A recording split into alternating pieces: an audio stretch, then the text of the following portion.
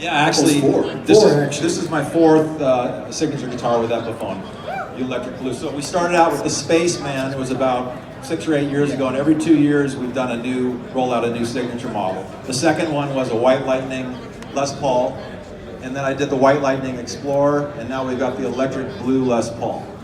I wanted Eric to jump in here for a second. Eric's a real guitar aficionado. He collects guitars. He's probably got as many guitars at home as I do.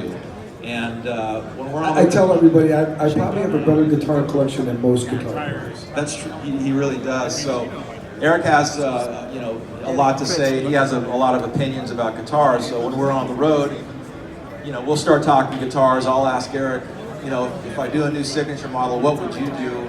Because Eric's got a lot of great ideas. So starting with the White Lightning Les Paul and then the Explorer and now the electric blue, Eric actually really helped me come up with the ideas for the guitar themselves. So when we did the White Lightning, it was actually Eric's idea to do a white metallic guitar, chrome parts, make it really well, let me just interject. I'm a guitar fan.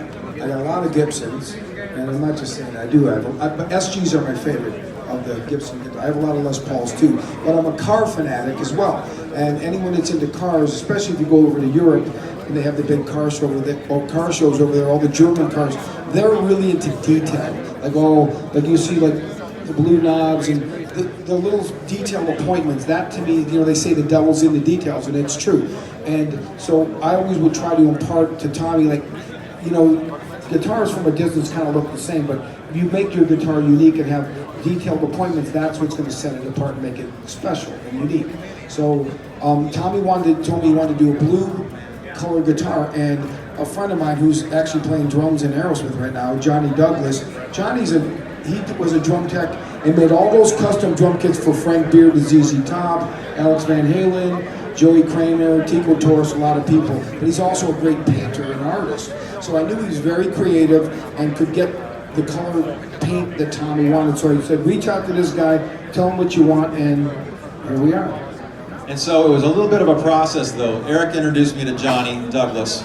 He said this is a great painter, you should talk to him about the custom color, because we'd started out, I told the people at Gibson and Epiphone what I wanted to do, and we did a first prototype of the finish, and it was good, but it really didn't quite have the pop that we wanted. So Eric looked at it, and we went back to a second round with the Gibson Epiphone people. Not quite there yet, so then Eric said, call Johnny Douglas. So Johnny came in, and I talked to him on the phone and told him what I wanted. I showed him some photos of colors, and he came up with this iridescent blue flake finish that just is, it really pops. Show the back. Show the back. Yeah. It's amazing. And since it's called electric blue, I knew I wanted to call it the electric blue. I wanted that electric blue color, which is, it's almost fluorescent looking, and certainly has a great iridescent flake to it. Well, they usually call that like a hologram flake. I mean, I did a couple drum kits with these different types of hologram paints and a motorcycle as well. And so I was familiar with the potential, but you had to find the right guy. And paint is a specialty type thing, and this guy he's a real artiste, as they say. And he was, I think Tommy was pretty blown away once he met him and realized how he's like, oh, this guy's for real. And if you ever go to the Rio in Las Vegas, there's an art gallery next door, and a lot of Johnny's paintings are in there. He's done, portraits of all the famous rock stars and musicians that we all know. And he's a very talented guy. Now he's playing drums in Aerosmith. Yeah. But anyway, so we got the color right, and then in the tradition of my other signature guitars, we did all the chrome parts. The pickup's very cool. Well, that was the last little thing I added, and I said, let's do blue barrel knobs, top hat knobs, excuse me. And then I said, why don't we do a blue coil pickup? And I didn't know if they could even do it. I just kind of threw it in to see what would happen. And lo and behold, I got the prototype, and it had a blue pickup in it. And so I thought that was really just the finishing touch that made it perfect. So anyway, this is it. This is the electric blue Les Paul. It's coming out now. And get it in all the stores, and I'll be playing it on tour. a certain amount as well. How many is it? Is it limited to 1,000? I believe this is a limited edition of 1,000 pieces. So the other signature guitars I've done were 1,000 each, except the Les Paul. The White Lightning Les Paul was 1,500 guitars. So anyway, we're going to open it up for a few questions here, and you guys hit us with some questions. If you're interested in some questions, raise your hand. Raise your hand. Okay, this gentleman right here. Curtis, where are you from? What's your question? Hi, I'm from Pomona. What is your best fan experience and what is your worst fan experience? Best fan experience and worst. I've had a few stalkers.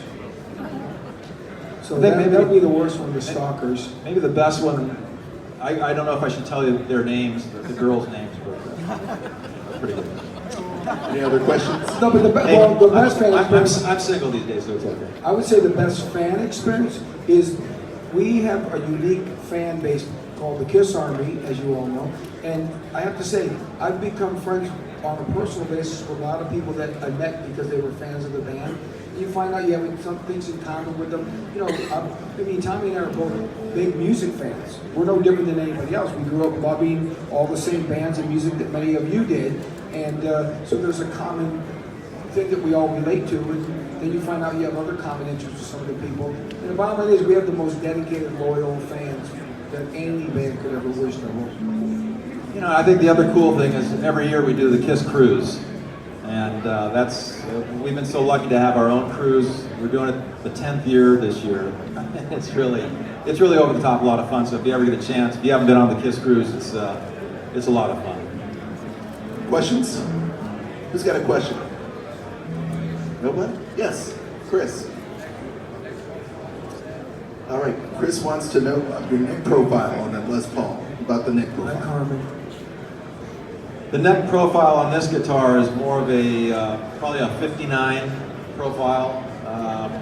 The first couple, actually the first Spaceman, which was the first signature guitar, that had more of a 60s profile. I used to kind of like the thinner necks on the Les Pauls, but now I'm more into something with a little more meat on it. I don't like them too big, but it's kind of an in-between profile. So it's not thin, but it's not super thick either.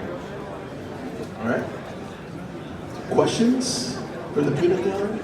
I was going to also, since we're talking about the specs, the pickups are Seymour Duncan JBs. I've used JBs for probably 6 or 8 years at least. JB means what? Jeff Beck. Okay, you got to tell people so people don't know. So the JB pickup is it's not a super high output pickup. It's a little more output than a standard PAF, which is the standard pickups that a Gibson Les Paul would come with. But it's kind of in the middle. But I don't like too much gain on the pickup. If I need to crank it up, I'll just crank the amp up. And I think it makes a more distinct guitar tone that way. Absolutely. Questions? Yeah. Pardon? Play a song? They want to know if you're going to. She wants to know if you're going to play it. Play what?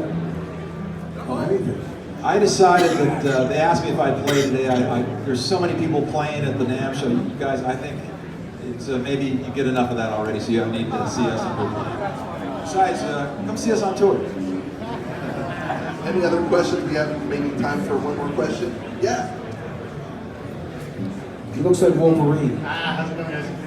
So my favorite part of the Kiss show on this tour is one of my favorite parts is when you shoot the alien spaceships down from the ceiling.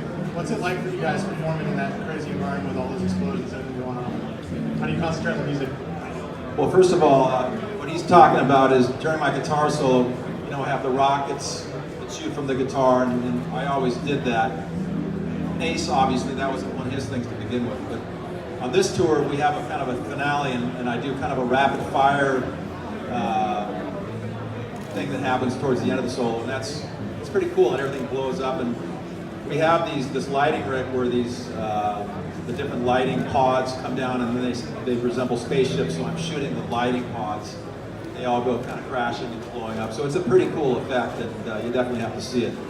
Eric is up on the drums, up on the riser, and I think he gets hit with the pyro worse than anybody up there because he's really in the thick of it. And sometimes it's a little bit of a problem, to be honest with you. Tommy and I used to do a thing where we did like a kind of a battle, playing against each other, and then he would shoot the rockets, and at the end I would bring out a bazooka and shoot. And one time I picked it up and I turned it around backwards. So shot his roadie. Yeah, I shot the word. I didn't realize it. I picked it up. I don't know what made me think about it. I just turned it around backwards, and the roadie's like grabbing my leg. He's like, no. I'm like, get out of here. And all of a sudden I shot it, and it made me jump because it shot backwards. It's on YouTube, I think. Somewhere. But generally, the pyro's done really professionally, and you know, it's done right. We haven't had any other problems. The lesson here is don't give Eric a bazooka. That's it. That's the lesson. All right. Ladies and gentlemen, give it up for Eric Singer, Tommy Thayer! So I'm going to do some signing stuff somewhere around here, so line up and we'll sign some photos. And I just appreciate everybody being here and checking out this new guitar. I'm really proud of it. And I thank you guys all very much. And thank you, Eric, also. Now what Niels Lozar, Tommy. There you World famous photographer, Niels Lozar. And Carmen. You got it. Give it up, everybody. Give it You need up. any legal advice?